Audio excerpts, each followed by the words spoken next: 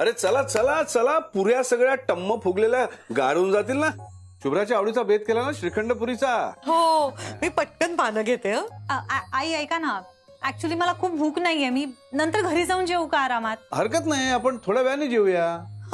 नाही नको, त्यापेक्षा मी घरी जाऊन निवांत जेवते ना. चालेल? चालेल, मी तुला डबा बांधून देते. हा,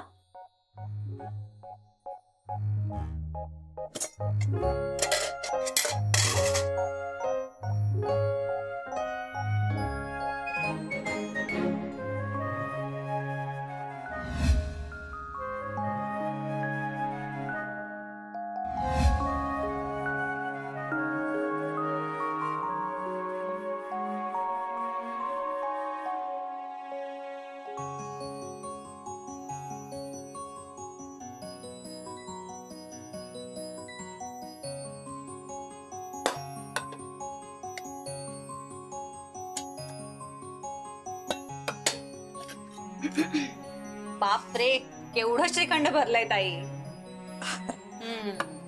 तो तुमचा लाडका लेक घरी आहे ना, म्हणून ना. तसं नाही ग, म्हणजे त्याला आवडतं ना श्रीखंड, 4 घास तोही खाईल. आई सॉरी, मला आवडलं असतं गरम गरम खायला, पण घरी जाऊनच खाईन. काही हरकत नाही ग, लेक काही कमी लाडाची आहे का आमची? जा, निवांतपणे खा घरी जाऊन. चला, मी निघते आता. तुम्ही काळजी घ्या. हो, सांभाळून जा बाळा. हो, येते. हो.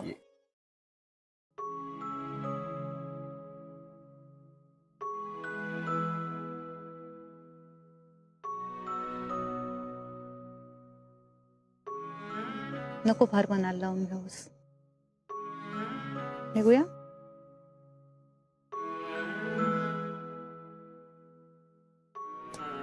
मला आधी छान हसून दाखव बरं. छान.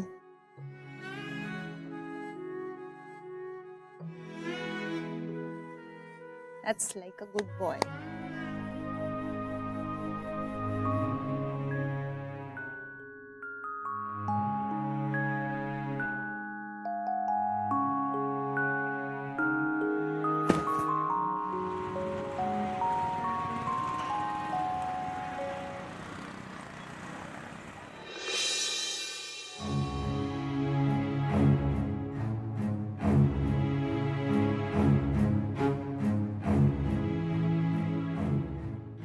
ए सोहम, असा का बसलायस? बाहेरून आलायस, चल हातपाय धुवून घे आधी. शुभ्रा,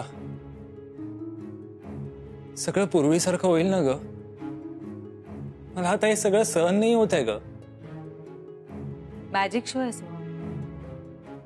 जादूची छडी फिरवली आणि सगळं पूर्ववत झालं.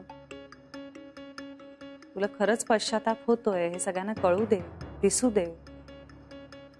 आणि मुळात आईना आणि सरांना आजपर्यंत जेवढा त्रास दिलायस ना, त्याचा निम्मा वेळ तर दे त्या त्रासातनं बाहेर पडायला.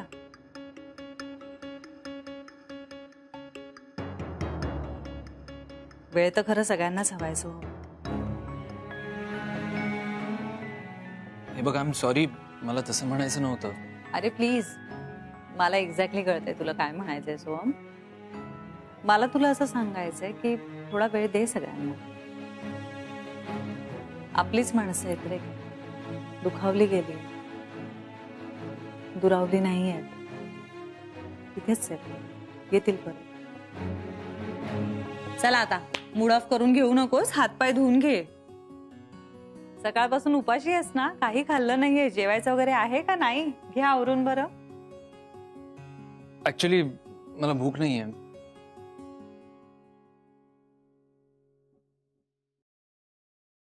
भूक नाहीये? ओके, मग आईनी हा जो आता डबा पाठवला आहे, त्यांनी काहीतरी स्वतःच्या हाताने करून पाठवलंय, तो मी एकटी खाते. आईने डबा पाठवलाय माझ्यासाठी. शुभ्रा, दे ना, दे ना, काय पाठवलंय आईने? श्रीखंड पुरी. अरे हो थांब सोहम.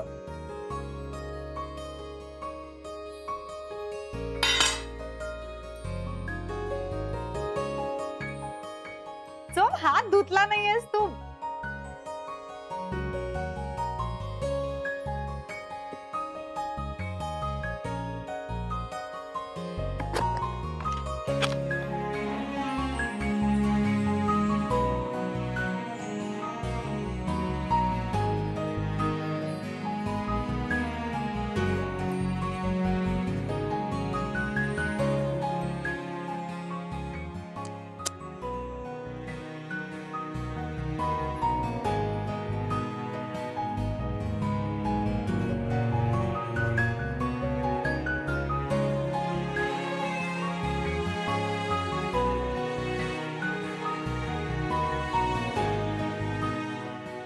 पाणी घेऊन येऊ का?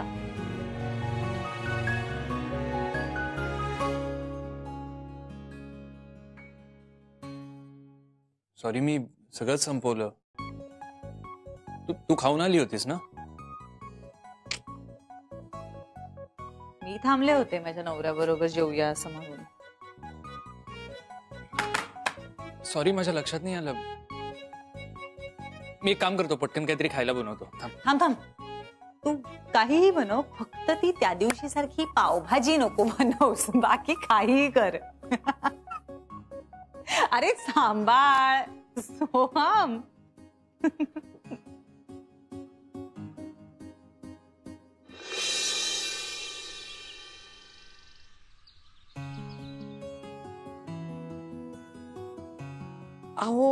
अहो म्हणजे मला खूप आनंद होतोय की तुम्ही मला एवढा मान देताय, मला मुलाखतीसाठी बोलवताय. खरंच खूप मला आनंद होतोय. पण मी काय करू, मला जमणार नाही हो. म्हणजे ती वेळ आहे ना, आमच्याकडे खूप गडबड असते तेव्हा इथे हॉटेलमध्ये. मला नाही यायला जमणार सगळं सोडून. खरंच खरंच सॉरी, खूप सॉरी. हा, आणि थँक्यू.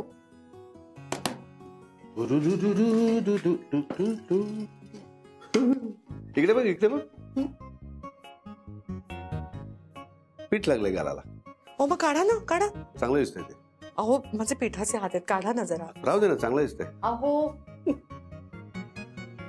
बरं बाबा, पुसतो. झाला? कशाला काढलं? चांगलं दिसत होते. तुझा फोन वाजतोय, फोन घे.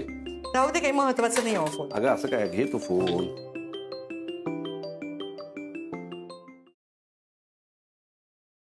असावरी पेढ्याच्या पोळ्या किती वेळ आहे? आता लगेच, मला 15 मिनिटं द्या, लगेच होते.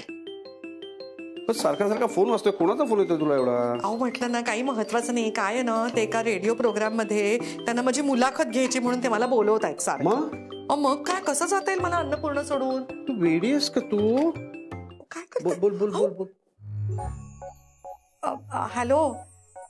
हा अहो नाही, पुन्हा काय विचार करायचा. मी म्हटलं ना तुम्हाला दादा, मला खरंच नाही येता येणार. आणि आम्ही सगळं ताजं ताजं करतो ना, तर मला न सोडून खरंच नाही येता येणार. अगदी मला माफ करा. हो, खूप खूप सॉरी. नाही येता येणार मला. हा हो. ए बघ असावरी, तू अन्नपूर्णाची काळजी करू नकोस. तिथे आम्ही सगळं सांभाळून घेऊ. मधू आहे, मंग्या आहे. तू अगं तू अजिबात काळजी करू नकोस. आलेली संधी सोडायची नाही. अगं हीच तर संधी आहे मी तुझ्यातली महिला उद्योजक लोकांना कळण्यासाठी. आणि माझी खूप इच्छा आहे तू जावंस अशी. अहो पण तिकडे जाऊन मी काय बोलू, काय मुलाखतीत बोलणार मी? मला नाही काय असलं जमणार करायला. केल्याशिवाय कसं येईल? आधी तू स्पर्धेत भाग घ्यायला तयार नव्हतीस, पण जिंकलीसच ना, तसं हे जमेल. ती चालून आली आहे संधी, ती अशी वाया घालवायची नाही. आम्ही इथलं सगळं सांभाळतो, तू अजिबात काळजी करू नकोस. होईल इकडे सगळं नीट. हा बरं, तुमची इच्छा आहे म्हणून जाते. गट. तू कशाला आलो होते इथे? मला पोळ्यांचं विचारायला आला होतात ना? नाही, ते पुसायला आलो होतो. ते कसं? हा ही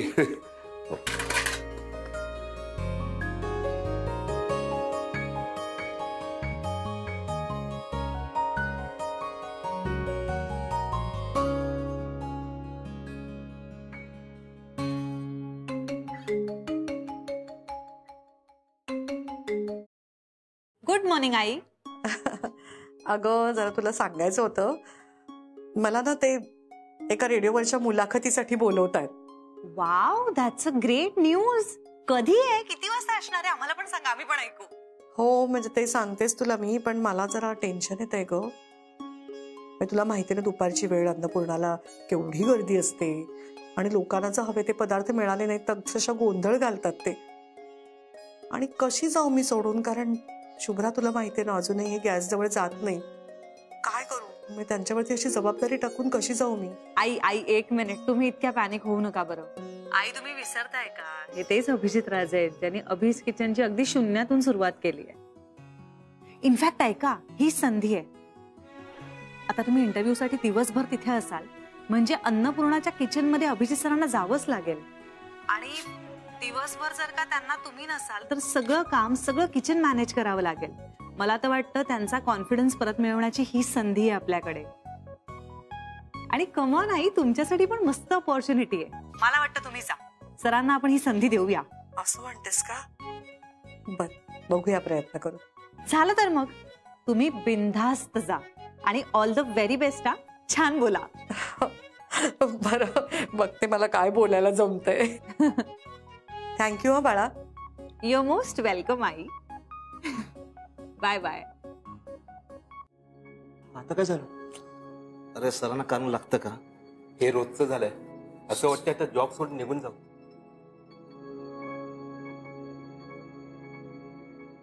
तुमच्या सगळ्यांसाठी एक सरप्राईज आहे. उद्या आपलं फॅमिली गेट टुगेदर आहे.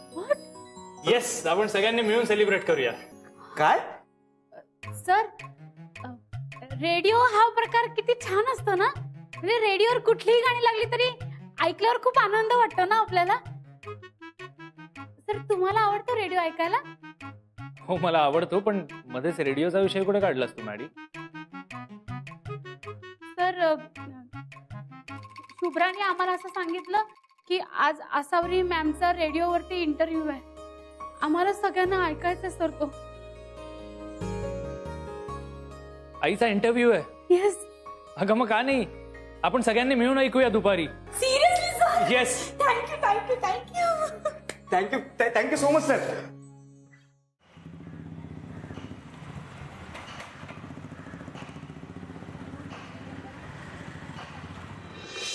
या ना.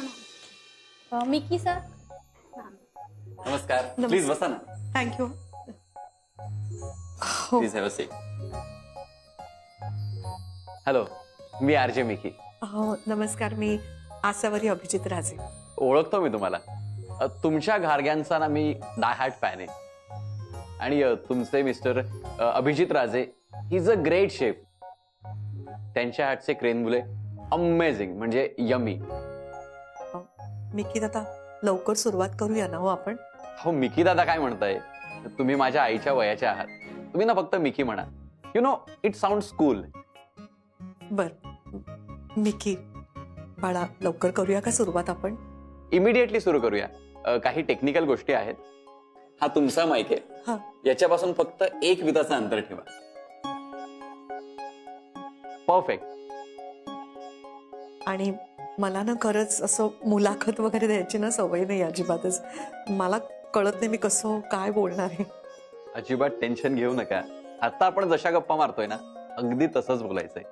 मनमोकळेपणानं बोला. बर, करूया सुरुवात. हो.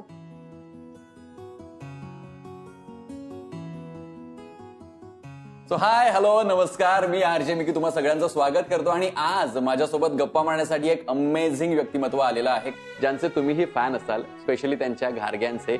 माझ्यासोबत आहे आसावरी राजे. येस, परफेक्ट ओळखलं, घारग्यावाले आसावरी राजे. आसावरी ताई, तुमचं खूप खूप स्वागत. आणि सगळ्यात पहिले थँक्यू सो मच वेळात वेळ काढून गप्पा मारण्यासाठी आल्याबद्दल. विदाऊट डिले मी गप्पांना सुरुवात करतो, कारण मला माहिती आहे तुम्हाला त्यांच्याकडून भरपूर गोष्टी ऐकायच्या आहेत. येस येस मॅम, आम्ही खूप उत्सुक आहोत. आसावरीताई, माझा पहिला प्रश्न असा आहे की एक गृहिणी ते उद्योजिका हा प्रवास कसा पार पाडला, त्याबद्दल काय सांगाल?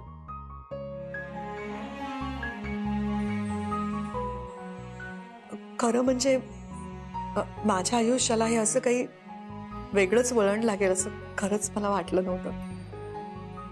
म्हणजे असं म्हणूया की माझं ते स्वप्न पूर्ण झालं जे मी कधी पाहिलंच नव्हतं. पण मी इथपर्यंत पोहोचले ते केवळ आणि केवळ माझे पती अभिजित राजे त्यांच्यामुळे.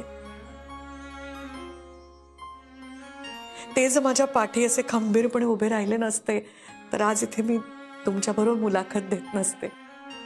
आता सुद्धा त्यांचा खूप आग्रह होता की मी या मुलाखतीसाठी यावं, सगळ्यांशी संवाद साधावा, म्हणून ते माझ्या पाठी अन्नपूर्णा सांभाळतायत आणि म्हणूनच मी इथे येऊ शकले मुलाखतीसाठी.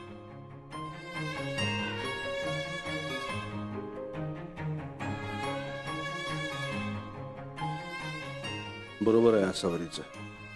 तिने एवढा विश्वास ठेवलाय माझ्यावर, ज्याला मी कधीच तडा जाऊ देणार नाही. मी तिला शब्द दिलाय की काहीही झालं तरी आम्ही अन्नपूर्णा व्यवस्थित सांभाळू.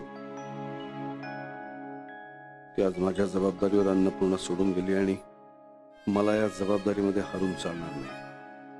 आसावरीला जर पुढे जायचं असेल तर तिला खंबीर पाठबळाची गरज आहे, जे फक्त आणि फक्त मीच देऊ शकतो. आसावरीताई, अन्नपूर्णाच्या यशामागे जितकं श्रेय तुमचं आहे ना, तितकंच श्रेय तुमच्यातल्या आईचं सुद्धा आहे, तुमच्यातल्या आईपणाचं सुद्धा आहे. म्हणजे अन्नपूर्णामध्ये बनवल्या जाणाऱ्या प्रत्येक रेसिपीमध्ये घरगुती चव आहे, एक आईच्या हातची चव आहे. तर त्या रेसिपीज बद्दल काय सांगाल? खरं सांगू का, आईची खरी किंमत ना आईपासून दूर गेल्यावरच कळते. आणि आपल्या या शहरात ना, देशाच्या अगदी कानाकोपऱ्यात लोक येत असतात ना, म्हणजे कोणी शिक्षणासाठी येतात, कोणी नोकरी धंद्यासाठी येतात, आपल्या घरापासून खूप दूर राहतात, त्यांना घरचं जेवण मिळत नाही, त्यांना तिथं एक वेळचं तरी घरचं काहीतरी खायला मिळावं, ह्या कल्पनेतनं मी अन्नपूर्णामध्ये घरगुती पदार्थ ठेवायला सुरुवात केली. क्या बात, तुमचे विचार कमाल आहेत. तुम्हाला हॅट्स ऑफ, तुमच्यासाठी टाळ्या व्हायलाच पाहिजे. आणि तुमच्यासाठी म्हणून सांगतो, मीही मूळचा इथला नाहीये, त्यामुळे तुमच्याशी गप्पा मारत असताना मलाही माझ्या आईची आठवण झाली. तीही तुमच्यासारखा छान स्वयंपाक करते, पण ती उद्योजिका नाहीये इतकंच. नाही, मला तर असं म्हणायचंय की प्रत्येक गृहिणीमध्ये एक उद्योजिका लपलेली असतेच. ती बाहेर यायची, काहींना संधी मिळते, काहींना संधी मिळत नाही, पण म्हणूनच मला असं वाटतं की प्रत्येक गृहिणीत कर्तृत्व असतंच. अगदी बरोबर बोललात आसावरीताई. आसावरीताई, मला सांगा, प्रत्येक स्त्रीमध्ये कलागुण असतात, त्यांची इच्छा असते काहीतरी सुरुवात करावी, पण त्यांच्या मुलांमुळे, बाकी गोष्टींमुळे त्यांना ते करता येत नाही, त्या गोष्टी मागे पडतात. तर अशा स्त्रियांना तुम्ही काय संदेश द्याल, काय सांगाल? माझ्या आयुष्यामध्ये खरं तर महत्वाचं फक्त माझं घर, माझे सासरे, माझा मुलगा एवढंच होतं. तो लहान असताना त्याची शाळा, मग नंतर पुढे त्याचं कॉलेज, मग त्याच्या पुढे त्याचं ऑफिस, तर गेली 30 वर्ष त्याचं सगळं करताना मला स्वतःकडे लक्ष द्यायला कधी वेळच मिळाला नाही. आज 30 वर्षानंतर माझी सून शुभ्रा आणि माझे पती अभिजित राजे या दोघांच्या आग्रहामुळे खरं तर मी हा व्यवसाय सुरू केला आणि कुठेतरी माझी मीच मला सापडले.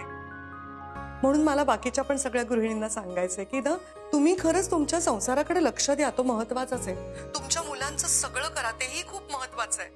पण हे करता करता आपलं स्वतःकडे दुर्लक्ष तर होत नाहीये ना, आपण आपलं स्वत्व तर हरवून बसत नाही होत ना, ह्याचा विचार नक्की करा. कारण ना, प्रत्येक स्त्रीच्या आयुष्यात अशी वेळ येतेच जेव्हा तिची गरज संपलेली असते, तिची मुलं मोठी झालेली असतात आणि मग त्यांना त्या आईची गरज नसते. आईचं अस्तित्व त्यांच्यासाठी त्यांच्या किसगणतीतच नसतं आणि ते पुढे निघून गेलेले असतात आणि आपण एकटेच असतो. आणि आपल्या मुलाच्या आयुष्यात आपण निरुपयोगी आहोत, ही जी भावना असते ना, ती सर्वात दुःखदायक असते. ती कोणाच्याच वाट्याला येऊ नये. मी वेळीच त्यातून बाहेर पडले. मला तर असं वाटतं की प्रत्येक गृहिणीने दिवसातला निदान अर्धा एक तास तरी खास स्वतःसाठी राखून ठेवायला पाहिजे. क्या बात आहे. आता आपण वळूयात कार्यक्रमाच्या पुढच्या टप्प्याकडे. आणि तुम्हाला जर का आसावरीताईंना काही प्रश्न विचारायचे असतील तर लवकर मला कॉल करा. माझा नंबर तुम्हाला माहिती आहे, नंबर अगदी तुमच्या मोबाईलमध्ये सेव्ह आहे. सो विचार न करता कॉल करा आणि आसावरीताई सोबत गप्पा मारा. मी कितीही प्रयत्न केला तरी आई माझ्याशी प्रत्यक्षात बोलणार नाहीये. जर मी तिला कॉल केला तर कदाचित ती माझ्याशी बोलेल.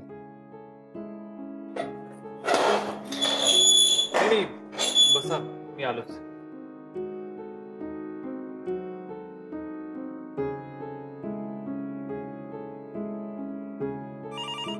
तो पहिला कॉल आलेला आहे.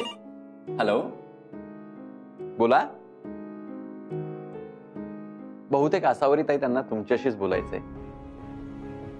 हॅलो, बोला, कोण बोलतंय?